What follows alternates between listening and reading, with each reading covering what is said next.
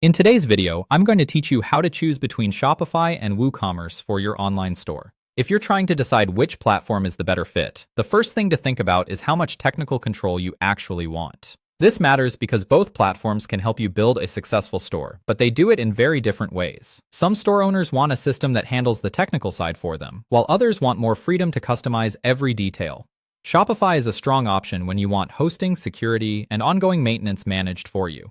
That means you don't have to spend much time thinking about updates, server setup, or performance on the back end. For many beginners, this can make the process feel much less overwhelming and much faster to launch. WooCommerce is worth considering if you already use WordPress, or if greater customization is important to you. Because it works within WordPress, it often feels more flexible when it comes to design, functionality, and overall control. If you like having ownership over more parts of your website and don't mind a more hands-on setup, WooCommerce may be the better fit.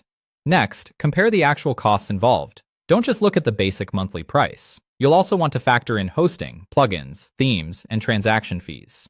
A platform that seems cheaper at first can become more expensive once you add the tools you need, so it's important to think about the full picture before making a decision. You should also check whether the payment, shipping, and marketing integrations you need are available. This step can save you a lot of trouble later. Make sure the platform supports the tools and services that are important for how you plan to run your business, especially if you rely on specific workflows or third-party systems. Another important area to compare is day-to-day store management. Look at how easily you can add products, organize inventory, and manage orders.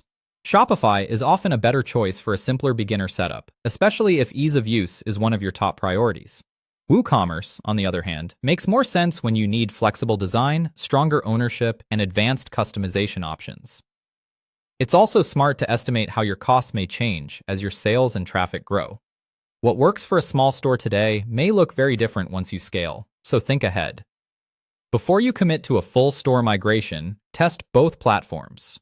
Spending time with each one gives you a clearer sense of which feels easier, which fits your workflow, and which supports your long-term goals more effectively.